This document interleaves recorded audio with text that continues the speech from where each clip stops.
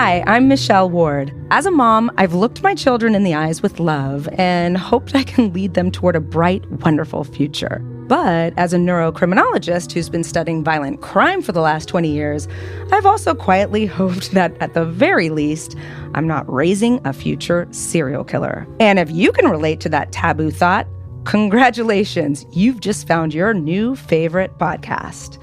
This is How Not to Raise a Serial Killer. I'm here with my good friend Annie. And I say everyone's my good friend. But the truth is I really have wrangled all my good friends to do this first because I'm less nervous. And I think I happen to have a lot of really smart, interesting friends. So Annie also lives a block away from me, so I can literally Ferris Bueller my way to her house by jumping through backyards. So she's somebody I've gotten to know really well. And our kids go to school together. And we deal with all of the momming stuff together. And there's a lot of it. Thanks for having me here. Oh my gosh, thanks for coming. It's not close. We are going to talk about a case, a woman named Kelly Cochran. And this, as I mentioned to you before, this case has been covered by a few different podcasts, and it's also been covered on a documentary. And there's a lot of leading up to this horrific set of crimes. I'm telling it a little bit differently, focusing mainly on the background of the suspect. So I'm hoping if listeners are seeing this and thinking, ugh, I already know that case, I'm trying my best to tell it a little bit differently. Kelly Cochran was born on June 5th, 1982, and brought up in Maryville, Indiana. And she was a difficult child. We don't know anything about those, do we, Annie? Actually, your kids are pretty well behaved. No. Really? Wrong. Well, they fake it well. Oh, really? The older one, yes. Have you ever worried about either of your kids becoming a criminal? The older one. No, really? It could go either way, you know. He could be either someone that changes the world or someone that ends up in, jail. Oh, yeah. Well, then this is a good episode. Yeah. No, he's not going to be like this woman, but hopefully it is true, the easy kids are fun for us to raise, but they rarely do anything amazing in the world. So maybe we need to embrace our more difficult children. I have one who's not particularly easy, as you know. So here's Kelly Cochran. She's a difficult child. And she's particularly bad when she becomes a teenager, which is normative. We all know that happens. And according to her mother, she would break the rules. She got into drugs. She would run away. Mm-hmm. And from what I can gather, Kelly just really didn't care about consequences. The punishments were meaningless to her. Mm-hmm. And even her mother said, this is just the way Kelly is. She gets her mind made up and she just does stuff. Mm-hmm. And I read, okay, goal-driven, undeterred by consequences, so much so that her mom ends up having to send her to a girls' home. Okay. And that's the last place. You've tried everything else once you're sending your child away. Yes. I mean, it's almost like relinquishing custody. It's a big deal. Okay. So from what I can see, her family life seems pretty normal. And despite that, she's still beyond control. Mm-hmm. And at some point, she returns from the group home, some point in high school. And she ends up dating her next-door neighbor, Jason Cochran, who is nothing like her. From what I can tell, that aside from geography, they had absolutely nothing in common. Mm-hmm. And she's outgoing and selfish and talkative and obnoxious, and he's meek, quiet, maybe a little weird. Mm-hmm. According to Kelly's mom, has his own troubles. Yeah. And, she's the party girl. So even her brother said, please don't get married, you guys. This isn't going to work. Right. But it kind of works. Mm-hmm. It works for at least a while. And they live in Indiana for 10 years. They ran a pool installation, repair, and cleaning service. Huh. Jason's back started hurting him at around this point. So they've been there 10 years. He's doing a lot of manual labor. Yeah. His back starts hurting him. Everyone's like, how badly does your back hurt? But evidently it was a pretty significant disability, and we'll learn why. So Kelly and he decide to start a new life in Upper Michigan, a city called Iron River. Mm-hmm. So people who live there, it's near Canada. It's really high up there. It's really freaking cold. Yeah. And they all call it the UP. Okay. I don't know why it's the U. Oh, Upper Peninsula of Michigan. Okay. I'm really good at geography. Not. Here's a teaser. There's reason to believe that bad girl Kelly had been unfaithful throughout her marriage, and that becomes important. But for now, we'll focus on Jason and Kelly's lives up in the UP. Kelly has an affair with at least 2 men she works with. And somehow this setup is working for her until one of the men she's sleeping with goes missing. It is October of 2014, and one of the men with whom Kelly is having an affair mysteriously disappears. His name is Chris Reagan. He's a handsome guy. He's got 2 sons, and he's now gone. He works with Kelly at a military contractor company called Oldenburg. And it's his ex-girlfriend, who he dated right before he starts hooking up with Kelly, who reports him missing. So at first, everyone's looking at her because ex-girlfriends, you know how we are. I mean, it could be a motive, I don't know. But it quickly becomes clear that they are actually really good friends. She's very legitimately concerned about him, and she's not a real suspect. So as it turns out, Chris had recently, he decided the UP is too cold, not whatever his reasons are, he wants out. So he has taken a job in Asheville, North Carolina. He reconnected with one of his 2 sons. He has 2 sons he raised, separated from them. I don't know the backstory. Reconnects with one of them, and they are both, he lives elsewhere, but they're both going to move to Asheville. So he's in the middle of planning. He's quitting his job. He's organizing this move. And everyone knows that's happening, but he's not supposed to be gone yet. And no one can get a hold of him. In Iron River, you don't get a ton of murders. And there's this fantastic chief of police named Laura Rizzo. She takes charge of this case, and it will change her life forever. Chief Rizzo and the ex-girlfriend gain access to the apartment, and it's a mess. Clearly, he's packing. There's to-do lists. There's paperwork he still needs to send in for his new job. It looks nothing like his apartment typically looks like, according to her. It looks like somebody picked him up out of the apartment while he was in the middle of doing all of this. But there's no break-in. We just see loose ends, eyeglasses, medications, that kind of stuff. And everyone knows something's very wrong. Yeah. So his ex-girlfriend had noticed his car at the park and ride for 2 weeks. It had been sitting there. And his knee brace is in there. And he just had surgery. He needs his knee brace all the time. So everyone knows there's something very wrong. He disappeared into thin air. My goodness. Now, Iron River, Michigan, is a tiny place. And it's surrounded by woods. Its population is only 2,800. And in the woods are bears and wolves. It's dense, like, in the pictures, you see this cute little tiny town, and it bleeds into this just vast, the aerial photos, there's like vast, deep, dense, thick woods. Beautiful in the fall, I might mention. It's like the movies. It's like a movie. Yes. Reminded me a bit of The Shining, in fact. Yeah. So as Chief Rizzo investigates, she learns about Chris's and Kelly's affair, married Kelly Cochran. And here's where things start getting really weird. We're about to dive into this dance of this beautiful female chief of police, the first female chief of police in this area, and a very psychopathic woman who believes she will outsmart her and the rest of them. I mentioned the documentary a few minutes ago. That is called Dead North. It's about this case. If you want to see these characters, I recommend watching it. It's got several episodes to it. I liked it a lot. I said it. I said that Kelly Cochran is a psychopath. None of the other podcasts lead with that, but I think it's important to lead with that, and here's why. A psychopath does not a killer make. I've said it many times. The vast majority of psychopaths, who make up 1% of our population, that's a huge number, they don't become murderers. Yes. We all have this idea, right? Yeah, that's a lot higher than I thought, though, 1%. And think about our school. 1% of the kids in our school are going to be future. Well, they're not future. They are psychopaths. I mean, you can measure psychopathy as early as 2 years. Keep your friends close and your psychopaths closer. So now we're going to be introduced to a strange couple, and that is Jason and Kelly Cochran.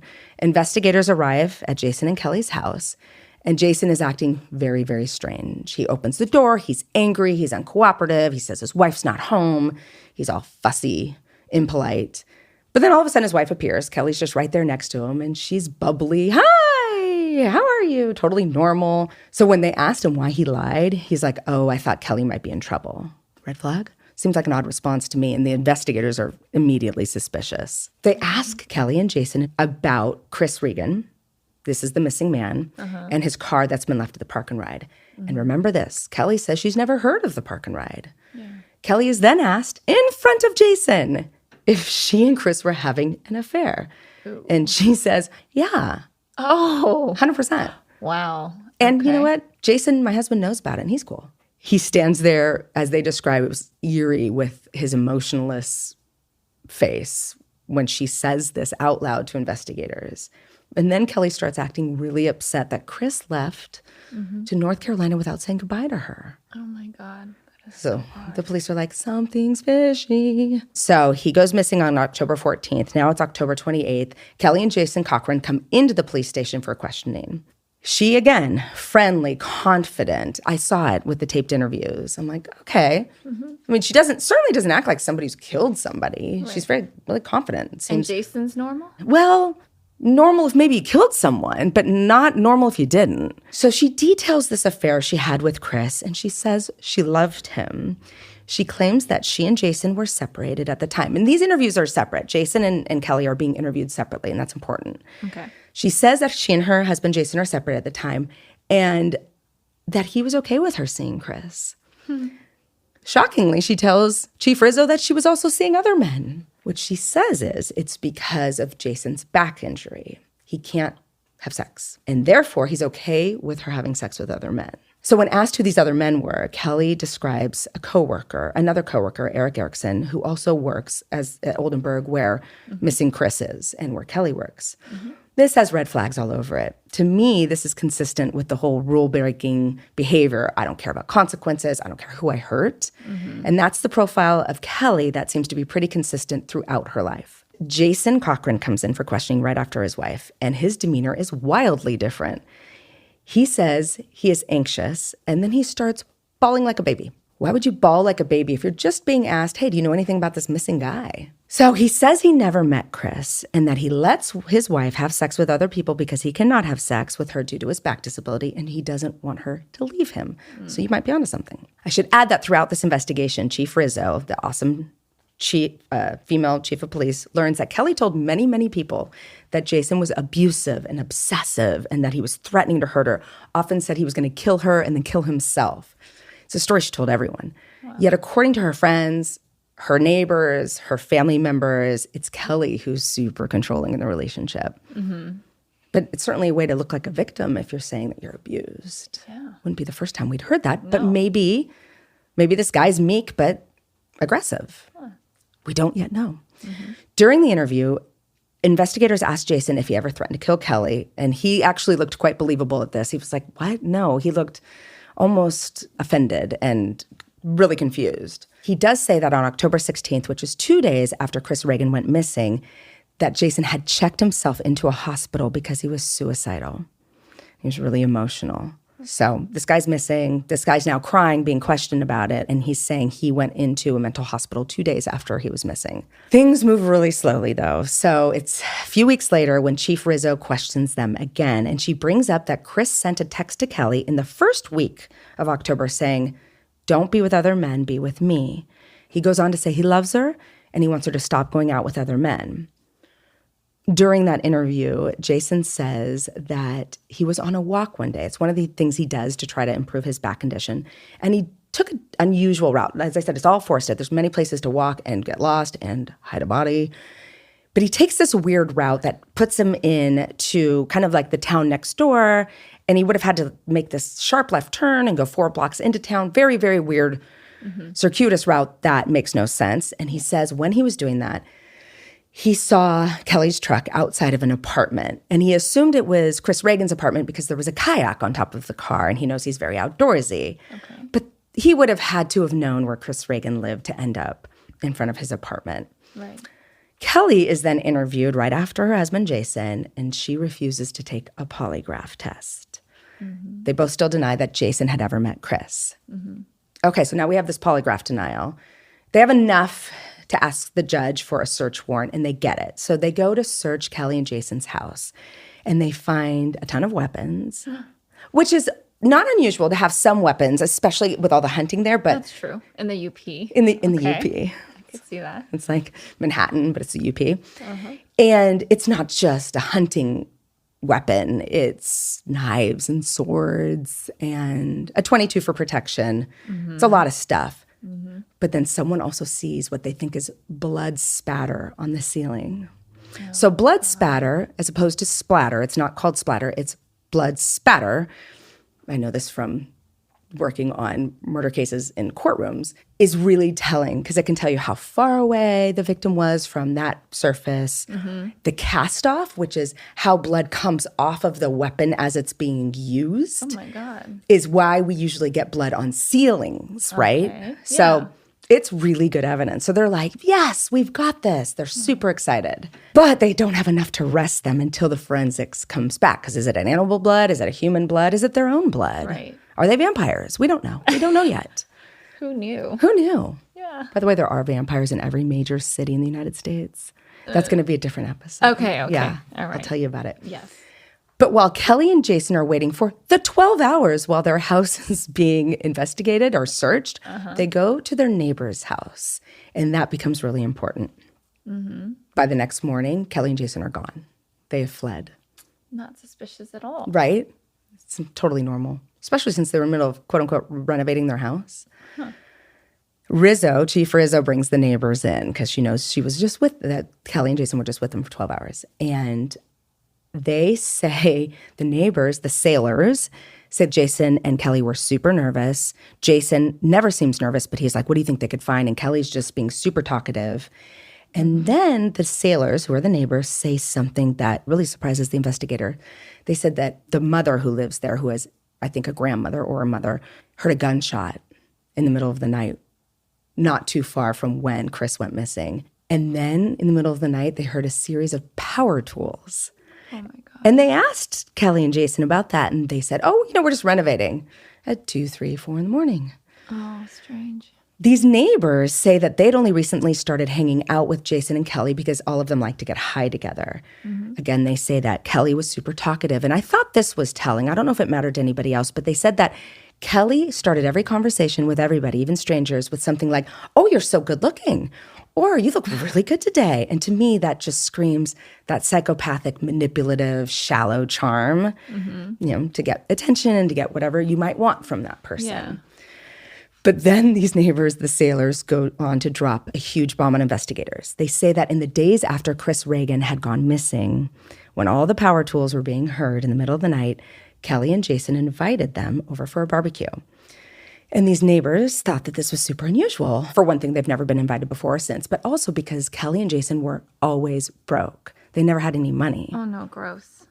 What do they eat? The neighbors said that it looked like about $200 worth of meat, and it was really unusual meat. He said it was translucent. It looked like nothing they'd ever seen before. And so they asked Jason, and Jason said, well, I used to be a butcher, and I specialize in exotic meats. They ate it, and it was like nothing they'd ever tasted.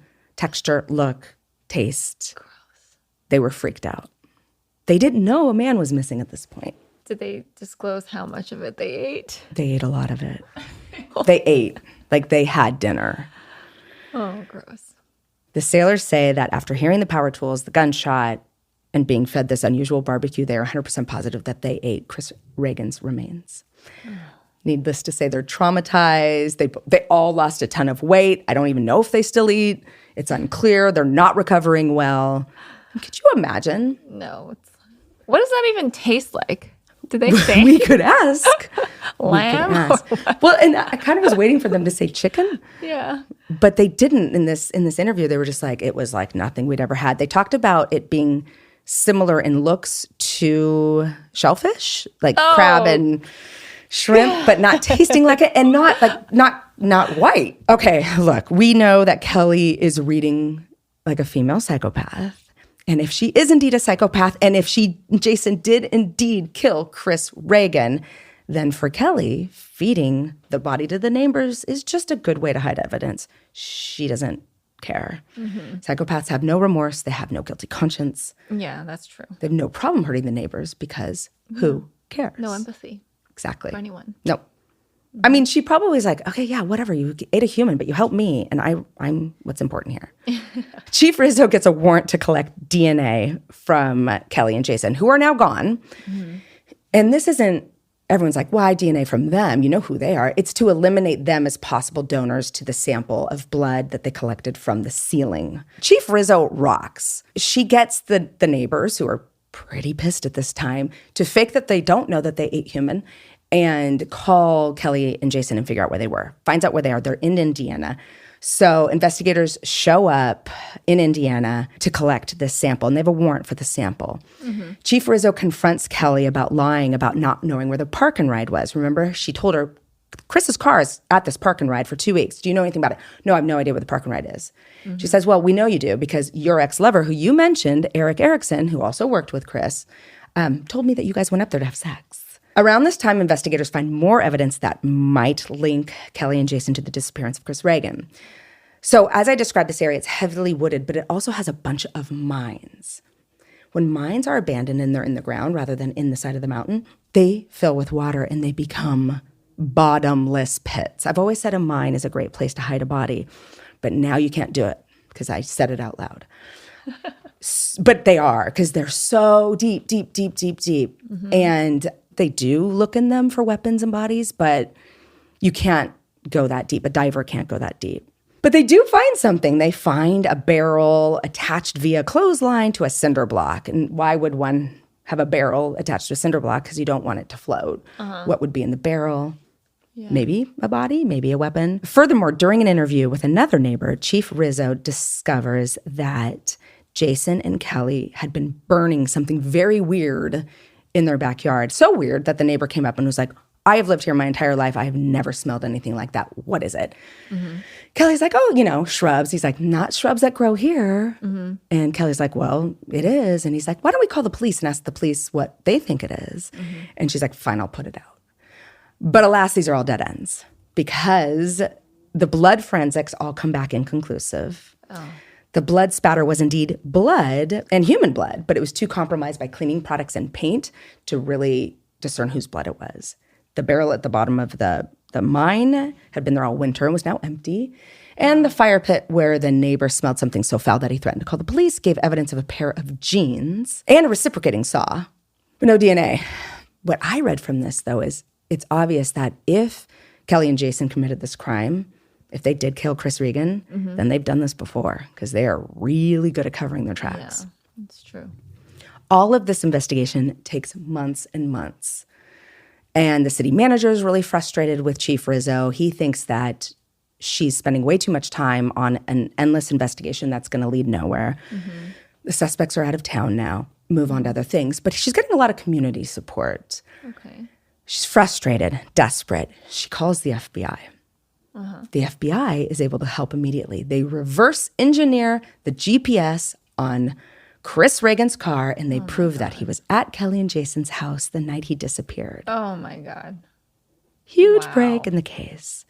But then in February 2016, 16 months after Chris Reagan went missing, a 911 call comes into the Lake County Sheriff's Department in Indiana, and it's Kelly Cochran.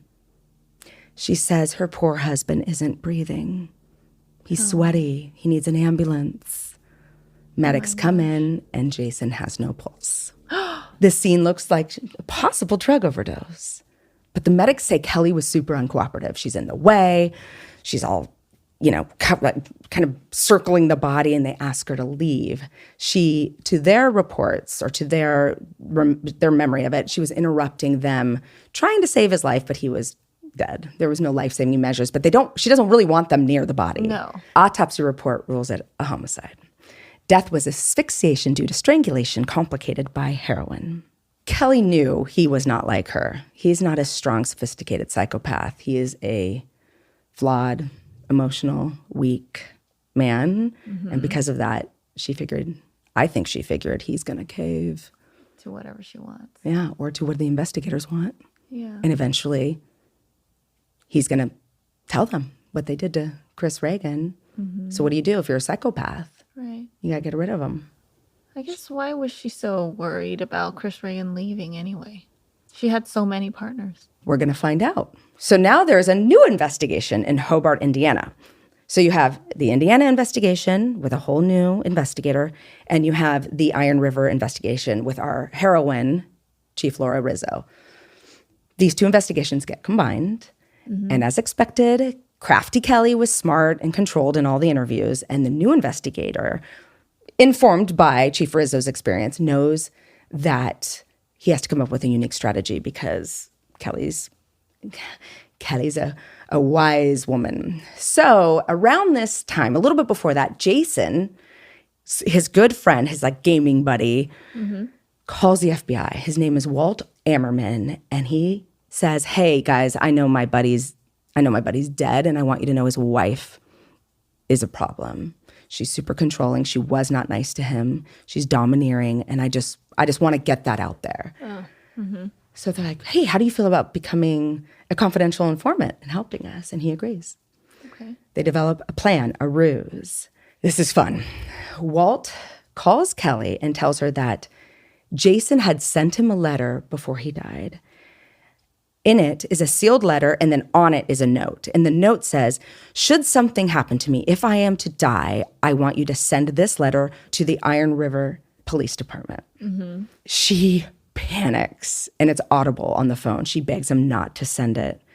Kelly now knows, or at least she thinks she knows, that she is screwed. She does not catch on to the ruse. She immediately calls the investigator from Indiana and asks for a meeting. They meet immediately. She tells him, "It was Jason who killed Chris. My husband killed Chris." Oh, man. She admits that they dismembered him, Oh. but she claims it was all Jason's plan. And at 1 a.m, the investigator and Kelly Cochran hop into a car. They drive 6 hours to Iron City, Michigan. That is committed police work, and I'm just going to throw that out there. And they do this so that they can do a reenactment in Kelly's house. I'm like, I'd be way too tired. But it makes no logical sense. The way she says where she was versus where Chris was versus where her husband Jason was, there's just no way it went down that way. So they hop in the car and they go back to Indiana. And the investigator says, "Okay, I get it. You don't want to give all the details at once. Kelly wants to remain in control. She wants you to work for it."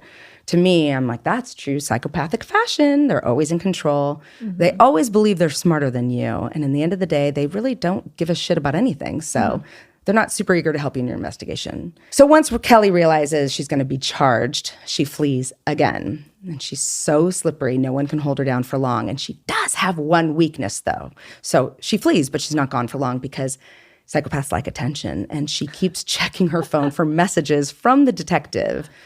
And because of that need for attention, law enforcement is able to ping the phone, track where it is. They find her in Kentucky. They arrest and book her. But she still has to keep talking because there's 2 bodies. Well, there's not. We don't have Chris Reagan's body. There's one body, but she's admitted to killing Chris, so we still need her. Now she turns her story around and says she was in on the plan to murder Chris, and she was supposed to do it herself. We can't know if this is true, but she says on the wedding night, on her and Jason's wedding night, they made a very romantic pact, and that is if either of us ever cheat, we have to kill the person with whom we cheated. What? Did you guys do that too on your wedding night? That's ridiculous. I feel like that doesn't happen often. She says her feelings were too strong for Chris Reagan, and so she couldn't kill him. But here's something everyone needs to know about psychopaths. They do not experience those feelings of emotion. They learn the words of those emotions. They know what to say, but that's only because they've been studying it and they know saying it works. We will get to why that is and what it means, but for now, I want you to think of everything we've heard from Kelly through that lens. So now it's May 2016, and Kelly agrees with Chief Rizzo to go back to Iron River and help look for Chris's remains. She wants to bring Chris home to his sons and to his family. So she is so disturbing during this search. They're looking in this area that she says they put Chris's body in these black plastic bags. They have cadaver dogs out there. She's sitting there smoking. And in 1 minute, she's talking about how she felt guilty, that she was involved with Chris and he ended up dead. And it was because of that guilt and because of her, Chris isn't here. And then in the next second, she's literally talking about the high she got when she saw his blood and how exciting it was when they were sawing Chris's body. Oh my God. I know. I'm like, she's Really? not. She even said she tasted the blood. She's not even hiding her crazy anymore. She is not human. She's not human. Yeah. The dogs find one of the plastic bags that they use for the body, but by then the animals had gotten to it. The bag's empty. Then the dog goes into this clearing and gets alerted again. And in the clearing, they find Chris's skull. But here's another crazy twist. I mean, it's almost like the story is not real. As I kept watching it and reading about it, I'm like, how do I not know this story?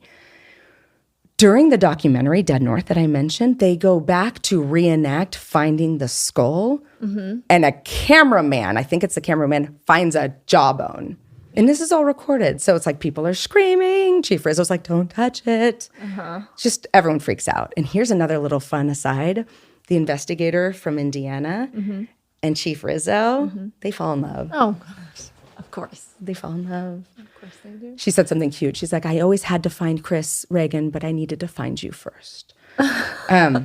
In another screwed up twist, there's a new city manager. He's this really questionable guy. Thayer is his last name. And here she solves the biggest mystery ever in their town, and he fires her. What? Rude. I know. I don't know what happens after that, but I was not pleased about that.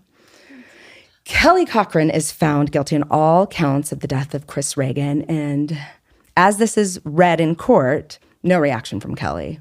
She said beforehand, she was so confident, she said to the investigators, you don't think I could turn just one juror? And that's that narcissistic, I'm smarter than everyone sense of grandiosity that we see in psychopaths. She's sentenced to life in prison without the possibility of parole. But what about the murder of her husband? What about Jason? Yeah, poor Jason. And at this time, her own brother comes forward and says, guys, there are others. His sister is a serial killer. Oh, no. Spoiler alert, we can't prove it. But there's a lot of evidence that points to it. And some of the best insights into Kelly's psychopathic thinking comes from a call between her mother and her when she's in jail. Her mom's like, Kelly, how did all this happen? And Kelly says, Mom, you really didn't see this coming? Her mom's like, no, and I can't believe you killed others too. Kelly doesn't deny that. And then her mom asks Kelly if she has a conscience. And have you always felt this way? And Kelly says, I have always been this way, Mom. When asked by her mom, when did she remember it starting? And she goes, it's always been here. Ever since I can remember, I've always been like this. So then her mom's like, well, why the hell didn't you say, Mom, I need help? And she said, oh, there's no help for this. I tried. And she's not wrong. Like, unless you have what we're going to be talking about next, you have some idea. You can't really walk into a room and be like, okay, I think I'm a psychopath. Feel no guilt, no remorse. And I also really would like to kill some people. Right. It doesn't really work. So she says she's tried. I don't know. But then Kelly also tells Chief Rizzo that she was born this way. She says, I do not have feelings. I don't feel sadness. I don't feel remorse. And I don't feel sorrow. Then she says that the 14 butterfly tattoos that are all over her body are symbolic of people she has lost. Jeez. The detectives believe that each one of those butterflies is an homage to her victims. Oh, my God. And we've all heard that. Serial killers keep trophies. Yeah. These are her notches in her belt, maybe. Then Kelly admits that there are more bodies in Indiana, Michigan, and Tennessee, but we get no more details. In April 2018, Kelly Cochran pleaded guilty to the murder of her husband, and she was sentenced to an additional 65 years on top of her life sentence. Wow. Immediate impressions before we can dive into why someone does something like this? Okay, so she doesn't feel a lot of those feelings, but do they feel fear? No. Well, yes, but not the way we do. That's actually a lot of my dissertation was about anticipatory fear, because we know that adult psychopaths don't experience it. So we put them in really fear-inducing situations, like you're going to be shocked, or we're going to blare noise at you. We tell them it's happening, 10, 9, 8, do a whole visual countdown for them. The rest, like us normal people, our heart rates start to increase. Yeah. We have all the psychophysiological markers of fear, not them. They don't experience the somatic markers of anticipatory fear. So I'll dive into all of that, but you're right. They don't have the emotional part to hold them back from the crime, but they also don't have the fear of the consequence. They don't. That's why this keeps happening. Right. Okay. But not all psychopaths become killers. Let's look into that a little bit. So charm, lies, manipulation, impulsivity. Those are all the marks of psychopaths. But the flagship features, as we just talked about, are the lack of remorse, guilt, and empathy. Psychopaths understand social rules, but they just don't care. And that's because they prioritize their own self-interest above the rules or even the well-being of others. So not every time, because if it doesn't interest them, they're very goal driven. So if the social rules aren't a problem for them, then they'll follow them. So that's confusing because then you'll be able to remember, well, there was this other time they did the right thing. They helped the kitten, or they obeyed the rules of the kitten. There's always a kitten. But they're thrill seeking and they're goal driven. So if the social rules interfere with that, they cast them aside. It just doesn't matter. And we'll see later that thrill-seeking and goal-driven behavior is actually a key to their personality that we can work with and actually help them, get them from going to, psychopaths can become hedge fund managers, they can become surgeons, they can become base jumpers or bomb detonators, or they can become serial killers. So they're highly intelligent. Usually. I would argue that one of the reasons that some of them do become successful pro-social psychopaths is they have the highest intelligence and they probably come from wealthier homes, wealthier backgrounds. So they have access to that sort of higher education or skill learning. But the thing is, when they do become criminal, they are the cruelest of all predatory criminals. You don't want them. You don't want them getting off the wrong foot. They're never going to teach them to have a heart, but there are ways that they can get their thrill that isn't going to, you might end up with a Bernie Madoff and have a Ponzi scheme, but I'd still take that over, 12 bodies in their wake. 14 butterflies. 14 butterflies. Yeah. I don't mean to laugh, but it's like she was hiding in plain sight and she did outsmart people. It took a very long time to nail her down. And it was a clever ruse. I was really proud of those investigators. Yeah. So psychopaths are super acutely aware of their own needs and advantages, but they have this difficulty working through moral concepts and recognizing emotional expression in others. So they're hyper-focused on what they want, but they're under-responsive when it comes to consequences and threats. And I mean that quite literally. It is not nuanced. If you show, there's this woman who did this in a study, you show a psychopath a picture of a person who is super afraid, fearful, terror. This is an example, but statistically, they don't recognize what that emotion is. But this guy's like, I don't know what that's called, but it's definitely the face people make right before I stab them. Oh. Yeah, I'm like. So they're also honest in a sense. They can be honest if it serves them, or if they're being entertained, or if there's no reason not to be. Right. They can be honest. So female psychopaths are a little different, and it's important that we differentiate it. They have all the same underlying characteristics, but their goals are a bit different. They're usually less physically violent than their male counterparts, but they're certainly not less dangerous.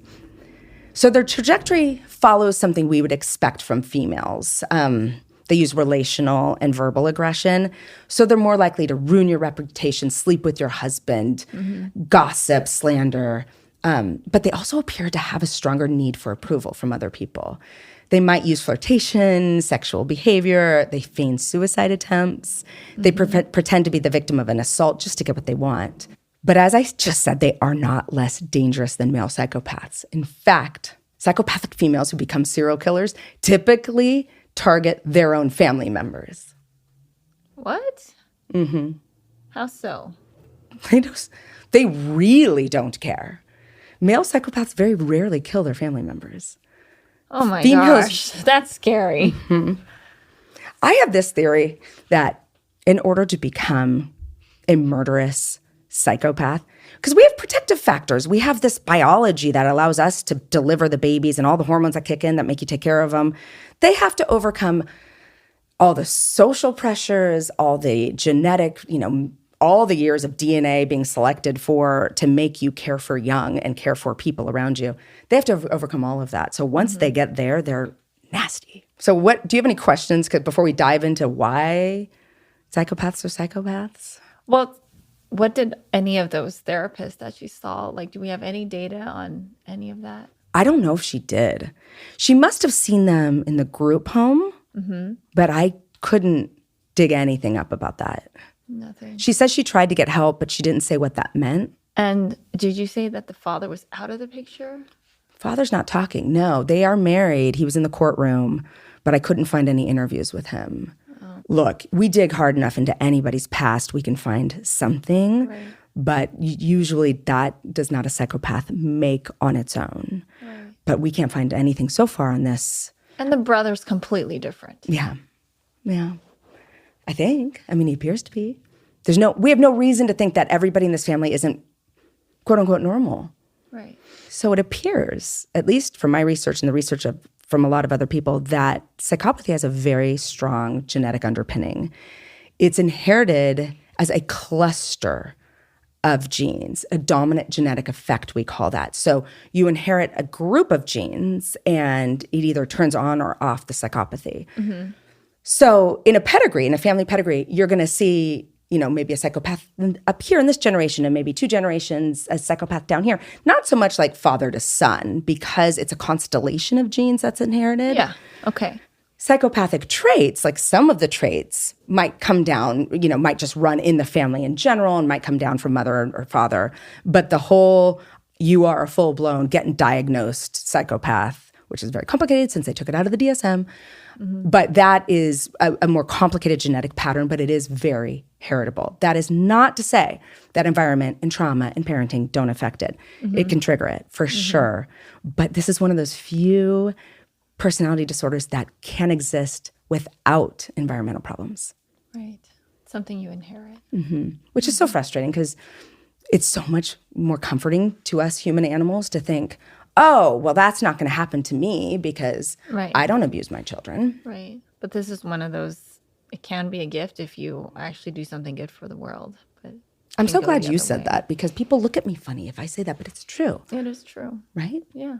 I mean, that's why we know a lot of the people that are really important in today's world, they lack some sort of empathy too. Absolutely. Yeah. Would you want to get rid of all of them? No. Mm-mm. No. I want my surgeon to be not thinking, oh no, I'm losing her and she's a mom. I want him to be like, shoot, my reputation's on the line and I'm not losing her. Yeah. I want that motivation with certain people. I want my money manager not to panic when the market is doing something. I want him to be like, we buy when it's low and I'm not going to panic. And yes. Of course, he doesn't care if I lose my money, but he cares if he loses his. Yeah. Are you thinking about all the people you know who are psychopaths now? I'm thinking about some of the most successful people in the world. Mm-hmm. Thinking about the people you dated? That are a little bit cold-hearted. Yeah. Yeah. Here's where I get excited. You can actually see brain differences in psychopathic people. You can see it on the scans. Mm-hmm. Most importantly, in my opinion, are that the differences that we see, they're in the limbic system. And that's a set of brain structures that, among other things, is in charge of processing emotions. Mm-hmm. So it's crazy when it's like, well, it's touchy-feely, they don't feel bad, and that sounds all soft, but it's like, oh, I can point to this almond-shaped area of the brain and show you theirs is broken. Mm-hmm. That leap from soft science to hard science is what got me super excited to do what I do, whatever this is. Yeah. In the psychopath's brain, this area in the whole limbic system is measurably different or small. And one of the most important parts is the amygdala that I just mentioned, because it is considered the root cause of this unique cold-hearted behavior. And we see in psychopaths that this undersized or underactive amygdala, we see it, and we know that that might be the reason that they don't feel empathy and the reason they don't recognize fear in other people. Detection of another human's emotions is important. Mm-hmm. But if you don't care anyway... Right. I'm not sure how important it is. It doesn't matter. So I worked with one of the godfathers of this research. I was so lucky to just work in his lab for a couple of years before I went to graduate school. His name's Reagan, and we were measuring the amygdalas of criminals. Mm-hmm. And I didn't know at the time why we were, because, I was on a need-to-know basis, but he was early to that game. He was early. And Dr. Kent Keel, who's an expert in this, and he brings a mobile scanner to prisons, and he throws all the prisoners in there and measures the brain. And he says it really, I think, well and concisely. He says, it's just like a weaker muscle. Mm-hmm. Psychopaths, we can work with this, but that they have that structure in their brain, but it's just small. It's underdeveloped. It's underdeveloped. And he also goes on to say, which I think Cleckley said a long time before him, but something along the lines of psychopaths learn the words, but not the music of an emotion. They just don't have the same circuitry. Mm-hmm. By the way, hearing a psychopath talk about Yeah, you guys talk about these feelings, and I've never known what you meant. It's like talking about a sixth sense that everyone has but you, and you're like, oh yeah, totally, I feel the vibrations. Yeah, you have to fake it. You fake it. Be really good at it. That's why I study this in children, because they don't know to fake it yet. Mm-hmm. So it's super fun to talk to them. They're like, no, it was fun when the puppy died. You're like, okay, could you sit a little bit farther away? So another hallmark of the psychopathic brain is an overactive reward system, especially primed for drugs, sex, or anything else that delivers a ping of excitement. Mm-hmm. And for men and women, that's a little different. So we can see the female psychopaths are harder to pin down because what they want looks different. They're usually not dying for sex. They might be dying to get a man, but not necessarily the sex. They might be dying to have a social position. Mm-hmm.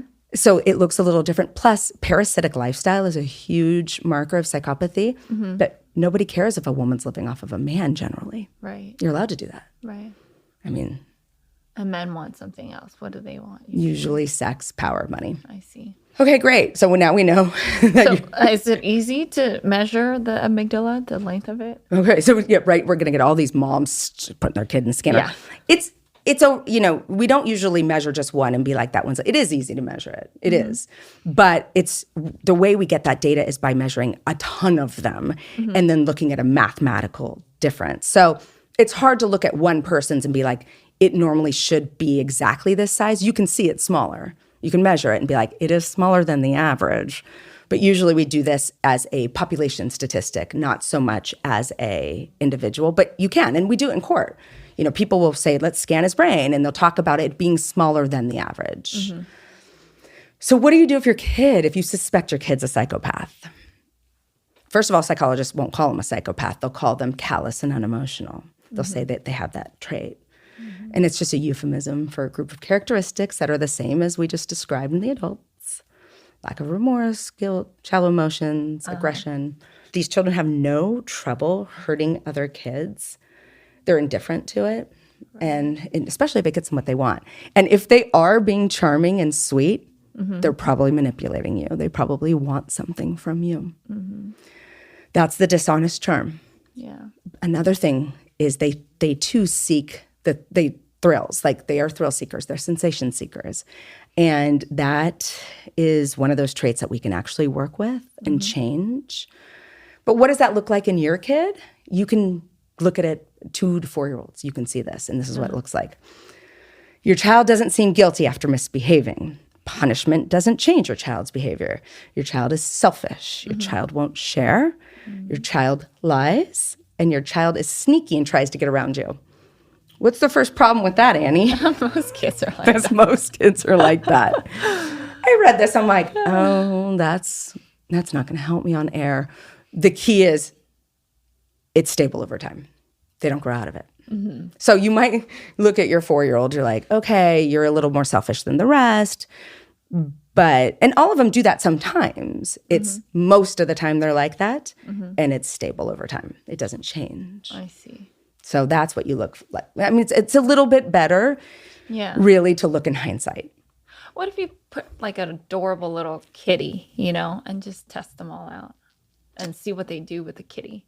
Or a puppy, something really adorable that's needing some help, and you see what their behavior is. That's not a bad idea. I mean, sucks for the cat, but it's not a bad idea. But you have to make sure they don't think they're being watched. Mm-hmm. That's right. Yeah. I don't know if I'd go tell the Humane Society that's why you want the cat. Yeah. I mean, honestly, if it doesn't, they can have emotion. I mean, there was this one psychopathic killer who had a bunny he loved so much. Bunny. He put like a head on a post. He didn't care about people, but he's like, don't hurt my bunny. Oh. Yeah. Okay. So they can form some strange attachments to certain things, which is weird because they really are shallow emotionally. But there are exceptions to this. But yeah, I mean, testing your kid out with a kitty might not be a bad idea. I don't know. I don't know if we should say it or not. And in other studies, you can actually spot this callous and unemotional age or behavior by 3 or 4 years old. You can see it in this very specific way. When a child sees another kid crying, a normal kid, they're either super unnerved or they're trying to comfort the kid, or they're like, get me out of here. Not the psychopathic kids or the callous and unemotional kids. They show this chilly detachment. They'll like watch it and just totally nonplussed about it. Maybe even curious, but do not care. They just don't care. So psychologists then try to look back. They're like, okay, well, how early can we see this? And I want to make this clear that these are research projects. So these are hundreds of kids. If your one kid does this, it does not mean they are a psychopath, because there are going to be kids who didn't do it. You really, truly need a giant group of kids, but you can measure a difference. They took 200 5-week-old babies, and they tracked whether these babies preferred to look at a person's face or a red ball. Those who favored the ball displayed more callous traits 2.5 years later. Researchers see this insensitivity to punishment also in toddlers. That's, I think, key when they just don't care. Mm-hmm. They just don't care. I mean, I'm not sure my kids care so much about their punishments. Like, they're like, oh, whatever. Okay, so I don't get my iPad. Like, they don't care that much, but I think these kids really don't care. And that's where they look very different from other children as well. I see. And being a loving, normal parent's not enough. But we can nudge them. Mm-hmm. And that's where it becomes important is, look, no one's super excited if your kid's a psychopath. You might be excited when they're, super wealthy and buying you a yacht, Mom, but if they're on the right trajectory. Right. But no one's super excited about an emotionless kid. Some of those traits that you talk about remind me of traits that are in, like, autistic kids. Mm-hmm. They can't read emotion, right? Mm-hmm. And kids with ADHD, they're highly impulsive, and they have, oppositional defiance disorder. Mm-hmm. Like, a lot of these ADHD, autism, like, they have traits that you're talking about. That's right. In a psychopath. I think the difference would be the empathy, remorse, guilt. So they might not be, they're definitely going to want to look at the ball more than the person, right? Mm-hmm. They're definitely not going to be, even as they get older, honing in on someone else's emotions, not because they don't care, but because they can't read it. Mm-hmm.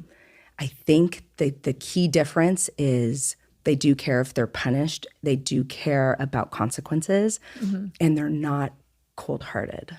Right. I think that's the difference, because a lot of this reads like someone who's just not neurotypical. Right. Yeah, that's a really important point to bring up. But then here we go again with over time, because as that child ages, it gets worse. Like once they're 8 to 10, and once they're teenagers, they can be just outright scary because nothing phases them. Mm-hmm. Here's a caveat. And it's an important thing to notice. Your psychopathic kid is most likely a ringleader. They're not giving into peer pressure. They're using the other kids as pawns to get it done. And that's something we can monopolize and use to help them. So this gets a little complicated, but we're going to talk about now the heart and low autonomic arousal. And I've mentioned this in other podcasts, so I'm not going to spend a ton of time on it, but psychopaths generally have low arousal, low resting heart rates. They are bored, and that explains the thrill-seeking part of it. And they don't really respond to punishments, so that explains the lack of fear of consequences. You think of an optimal level of physiological arousal that a psychopathic needs to get, and they seek out that stimulation. And for kids, that can be something like shoplifting or hurting another kid or getting into a fist fight. Mm-hmm. They have found, and I don't think this is the first course of action, but stimulants can work in these kids. Stimulants, a little bit of Ritalin. Mm-hmm. I would say I would rather parents start with finding thrill-seeking or nudging their thrill-seeking behavior into things that they can do, whatever their interests are. They're goal-driven. It has to be something they want to do. If it's rock climbing or mixed martial arts fighting, give them something to get their high. That has nothing to do with crime. Mm-hmm. But you can medicate it. And, sometimes that is what you have to do. Right. So you have these different parts of biology working in tandem. You have that low resting heart rate, which might lead to thrill-seeking. You have this amygdala that makes you not give a shit. Mm-hmm. You don't care. You're not burdened by guilt and remorse. Right. And you're also really, really primed to like rewards.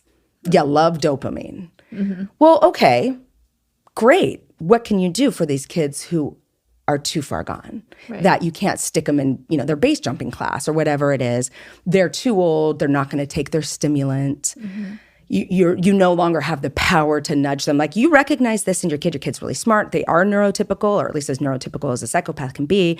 They're constantly looking for a thrill. They get bored easily. They shift activities very quickly. Start doing this. Start giving them agency. Give them something to find their thrill, something to control, something to be in charge of. But if it's too late, there are treatment centers that have now realized that they have to function completely different from everything else that's been tried. Here's the thing. We know these kids don't respond. They're not reined in by punishment. They've been kicked out of school. They've had all of their belongings taken away. They've been sent to homes. Doesn't matter. But we do know that they respond to rewards. So these are programs that are tailored to the unique emotional, cognitive, and motivation styles found in children who rank high in psychopathy. I hesitate to talk about these intensive treatment centers. They are for the worst of the worst. But if you're trying this, you're trying to give your kids a different thrill-seeking outlet. You're trying to nudge them into pro-social psychopathy. Pro-social. It's the opposite of antisocial. Antisocial is the crime we see coming out of psychopathy. We want the surgeons. We don't want the serial killers. They're reward-based interventions. They earn privileges based on good behavior. Very rarely are they met with punishment. There's one that is so fascinating, and it's called the Mendota Juvenile Treatment Center in Madison, Wisconsin. I feel so bad for these two psychologists who started it. God bless them. It was in the 90s. All this research was coming up. And that's, again, I always say this is why we have this podcast, because it is so important that we get this research out there. There is help. We can reduce violence, but no one talks about it. It all stays in academia. It stays with the researchers. So here we're going to talk about it. They realize, God, we're seeing all this increase in youth violence. We know some of these are just psychopathic kids. We can treat that. We know that their reward systems are highly, highly sensitive, but punishment, they don't care. They have no guilt. Stop trying to shame them. They don't care about your shame. They don't care if you lock them up for the rest of their lives. They don't care about your stupid punishments, but we can get them to behave. We can tap into their goal-driven behaviors. We can tap into their interests in reward. Let us try.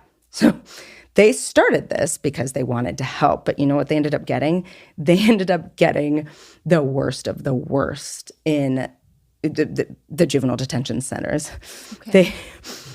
It was like they were getting the people at the young boys who nobody could handle.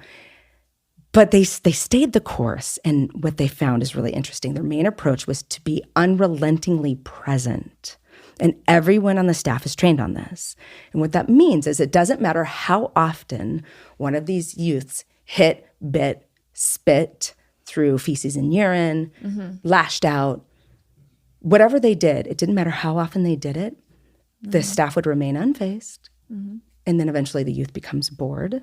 And in that moment, there was a time to connect. They called that decompression. And the idea is this young man who's been living in a state of chaos his entire life is now slowly rising to the surface and will be acclimated to the world without resorting to violence. The second arm of their two-pronged approach plays on the anomalies in the psychopathic brain, and they use that to their advantage, specifically downplaying the punishment, dangling the rewards. And as they say in this program, consequences and punishments don't work, so we're going to give this a try.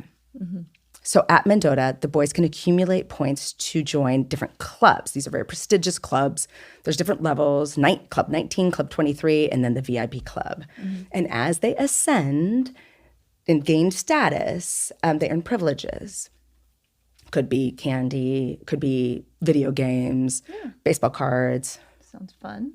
I know that this is hard to imagine, a place where it's like, it's all love and lightness, but I think this place really might be. I don't know too much about it, but I was reading it, I'm like, why have I never heard of this? Been studying this for 2 decades.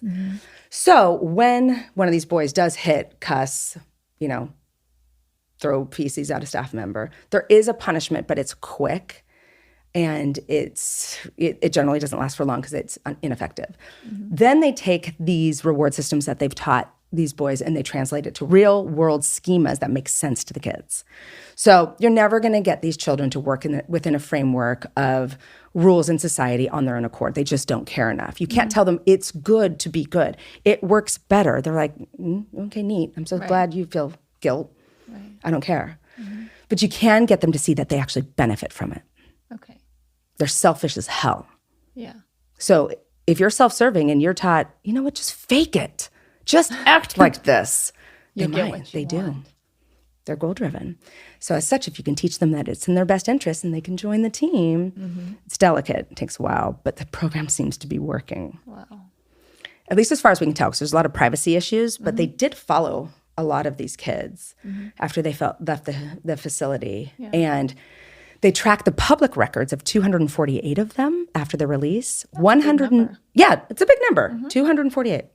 147 of them had been in corrections, and 101 of them had been from Mendota, from the treatment facility. And in the 4.5 years since the release, the Mendota boys have been far less likely to reoffend, 64% versus 97%. Still high numbers. We know 64% is more than half, but 97% of the kids who were just in the juvenile detention system. Right. It's a big improvement. And far less likely to commit a violent crime.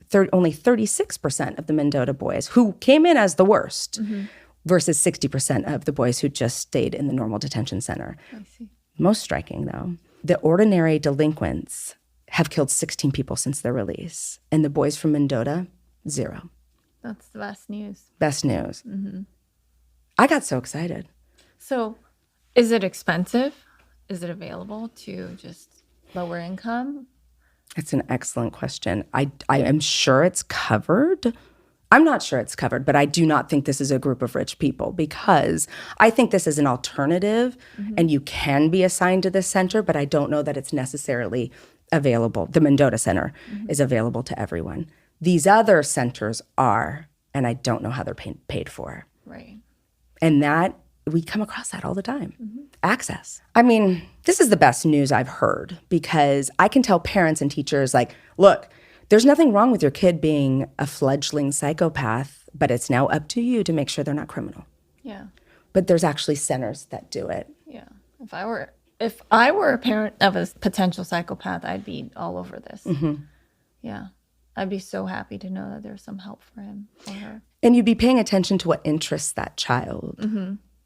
You know, in little female psychopaths, you'll see them starting to manipulate the kids in their classroom, starting to hurt them, starting to spread rumors, maybe attack a stuffed animal, get a huge thrill out of it. And the boys, you're going to see them starting fights on the playground. It looks different. But if you can find a way for them to get that high elsewhere, you have to lean into it. Yeah. Definitely. But leaning in also takes financial resources. So I think that's all part of it too, is, you know, having the ability to do that. Not two parents who work full time and don't have time to lean in. Right. So, or I don't have money. Yeah. I don't have money to give into his newfound love for skydiving. Right. Right? It's not cheap. How are you going to pay for that? Yeah. And I think the argument would be that social programs, right? I mean, the juvenile detention system, it eats up a ton of money. What if more centers are sponsored? What if funding is transferred? I don't know how that all works, but if you can eliminate the problem before it becomes a problem. Totally. And if Mendota is working, you know, and as I said, there's other centers. I read about a child who's in a center. She was sent there when she was 5. And usually when it's really bad, when they're really young, those don't have great outcome, because it's great when the symptoms show up when they were young because you can identify it, but it also means they might be the worst. Oh. And this child tried to kill her siblings, her little baby siblings. But anyways, they sent her to a center, and she's been improving. And her father said, our hope is that she's able to have a cognitive understanding that even though my thinking is different, my behavior needs to walk down this path so that I can enjoy the things that I want. So the goal is not to make them grow empathy, because they won't. They can't. Right. And I think if you recognize that they're missing that circuitry, you can have more empathy for that yourself as an empathetic person. Right. But you can also improve that circuitry by teaching them how to act at least remorseful, and making it kind of like muscle memory thing for them. Right. It becomes more of a behavior and a pattern, like to recognize if I play within these rules, these are the rewards. Because so far they've only faced punishments. Right. And then there's that whole biofeedback world, right? Where you can try to grow certain muscles in your brain. You can measure it. Biofeedback's incredible. I don't know if biofeedback would work for a psychopath. It's really great for the conduct disordered kids. It's really great for those kids who have prefrontal lobe differences. You can see prefrontal lobe problems in psychopaths, but it's never as bad as you think, because then they couldn't be so calculating. Right. They wouldn't have that control. That's right. Biofeedback is excellent, though, if you just have a really impulsive, misbehaving kid. And then you can actually measure. It takes that part of the brain and it grows. Yeah. The neurons, you can measure. You can measure it both in structure and in behavior, or and in like the function. You can measure. It turns red. It's metabolizing glucose. We can see it. Not red in real life, but red in the scans. So I have a couple of children in my orbit who I think are psychopathic. That's not an easy conversation to have with a parent. So I don't have that conversation with the parents. I don't. Maybe after a few drinks, or just because you've seen me drinking, so you know. So I don't know how to do this other than to have a podcast people can listen to and just be like, okay, I'm not going to talk about this out loud because no one wants to say I think my kid's a psychopath. But now that I know that there are things I can do at home privately, I can medicate them with a stimulant if they need it. I can nudge them toward prosocial. And if worse comes to worse, I can try to get them into one of these centers. Lower income families, go to these centers and look to see what are the options? What are the funding options? There might be funding options.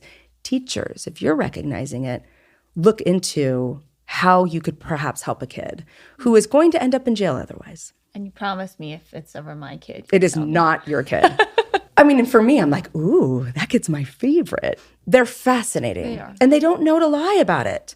So they're like, it was so cool when I smothered my brother. Yeah. And you're like, yeah. It's really amazing. And then they'll talk to you about it. Like, why would I care? They're so confused when you're like, how did you feel when you knew little Jimmy was hurt? Yeah. Oh, I felt good. Or my mommy cut herself and there was so much blood. And they describe feeling overjoyed. Yeah. It's exciting. Right. They're getting that ping. They're thrill. Their thrill. Yeah. You're just like, okay, so we're going to put you in hedge fund school right now.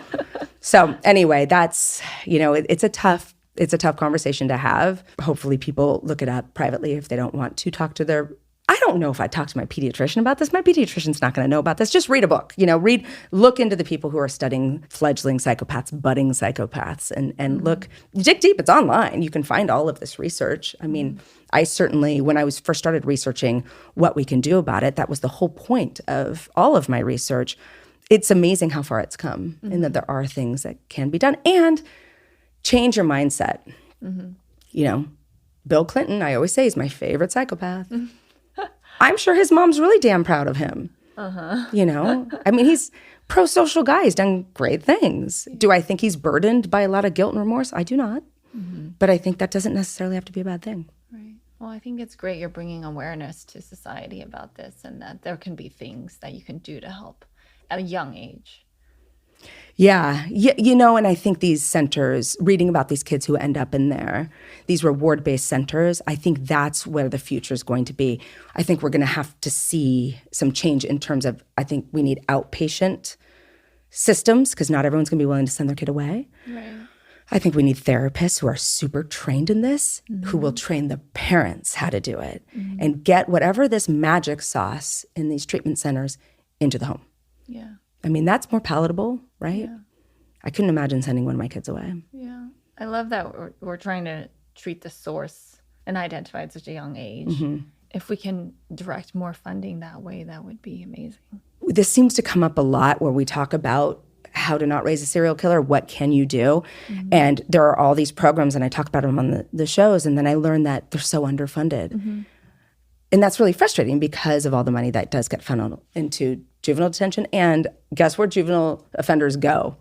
They go to prison afterward. 97? What was that stat I read? 97 recidivated? They did it again? Right. So wouldn't you... Rather redirect funding to something that's more effective, like the Mendota.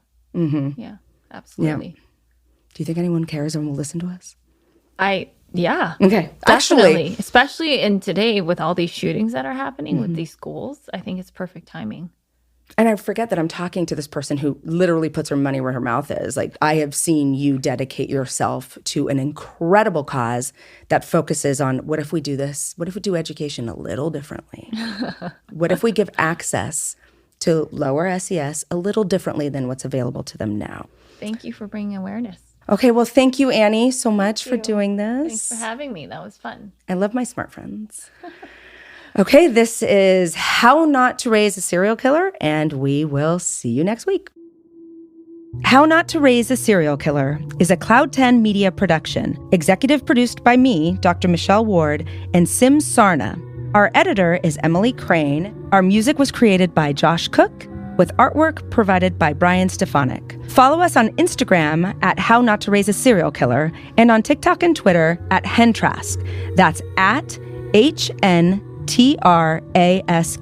And if you'd like to share a story or ask a question, you can email us at hownottoraiseaserialkiller@gmail.com or call and leave a voicemail at 818-392-4403. If you like our show, do me a favor and rate and review us on Apple Podcasts, Spotify, or wherever you get your podcasts. After all, if more people know about the show, maybe fewer kids will turn into serial killers. Who knows? Thanks so much for listening. See you next week.